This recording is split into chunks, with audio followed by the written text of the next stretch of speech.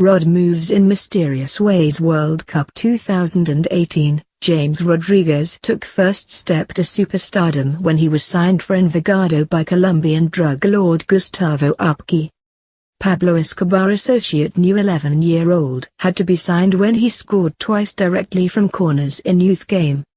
James Rodriguez took his first step to stardom when he was plucked from a youth tournament by a drug kingpin. For all the bloodshed that resulted from a cocaine kingdom, Colombians got at least one reason to be cheerful from Pablo Escobar's murderous reign.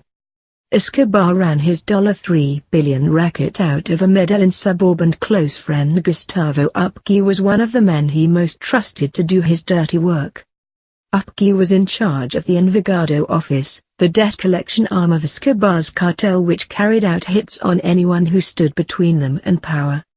Swimming in cash, Upegui did what any football fan would do with more of it than they knew how to spend. He bought his local club. Realizing he needed youngsters to get Envigado out of Colombia's second division, Upegui headed to the Pony Football Cup, the country's main youth tournament where the likes of Radamel Falcao have shone. He witnessed an 11-year-old Rodriguez net 13 goals in 9 games. Upegui's mind was made up when the youngster scored 2 goals directly from corners in the final. His club, Academia Talents, weren't happy with Upegui's offer but accepted it anyway. He'd already spent 21 months in jail for hiring contract killers. Rodriguez's mum and stepdad uprooted an 8-hour drive north to keep close, knowing that football didn't guarantee them shelter from violence. His uncle was a promising midfielder, playing alongside former Aston Villa striker Juan Pablo Angel at Independiente Medellin, when he was killed in a fight with a street gang at the age of 19. To begin with, Rodriguez was lucky his football did his talking. At 13 he was so shy that teammates barely got a word out of him. When he did speak, it was with a nervous stutter, which he smoothed by reading books aloud when he eventually headed home hours from training, hours after his teammates had left. A year later, Upegui told Envigado's manager that Rodriguez was ready for his debut and going to wear no 10. In January 2006, aged just 14, he played his first professional match.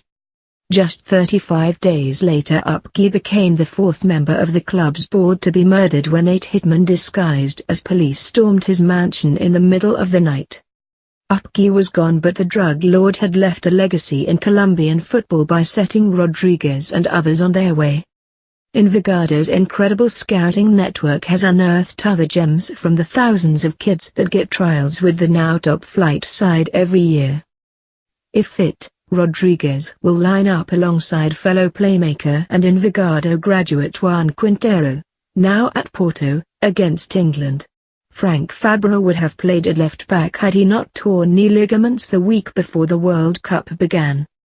Rodriguez stuck around for 2 more years, but for only so long where his talents were only going to grace an 11,000 capacity stadium with just 3 stands on a grassless dust bowl of a pitch. There were still doubts over his physique, with claims in his homeland that Upegui sped up Rodriguez's growth by paying for the same hormone treatment that Barcelona used on Lionel Messi. Rodriguez helped Envigado to promotion but played just once in the top flight before Argentinian side Banfield signed him for £250,000 and clinched their first ever league title. He was still just 17. Riches and a move to Porto were on their way. He wasn't driving his Peugeot 205 for much longer. But he never forgot his roots and has been known to return to his first club to keep fit during the off-season. Envigado were finally removed from the Clinton list, a U.S. government list of entities linked to drug trafficking set up by former President Bill Clinton, in April. An English midfielder, George Saunders, is the player tasked by the club's latest owner with nurturing their future stars. He told Sun Sport, "The captain of our team knew Upegui and said football was his life. He knew all the young kids and watched all the training sessions. He absolutely adored football. Envigado doesn't involve agents. They've got the best youth development here. If you're good at 16, You're getting thrown into the first team, like with James. He trained with us for a month. It went under the radar. If people knew at the time, it wouldn't have happened. He's only got that stutter when he's on TV, it's just nerves. England will hope Rodriguez suffers stage fright on Tuesday.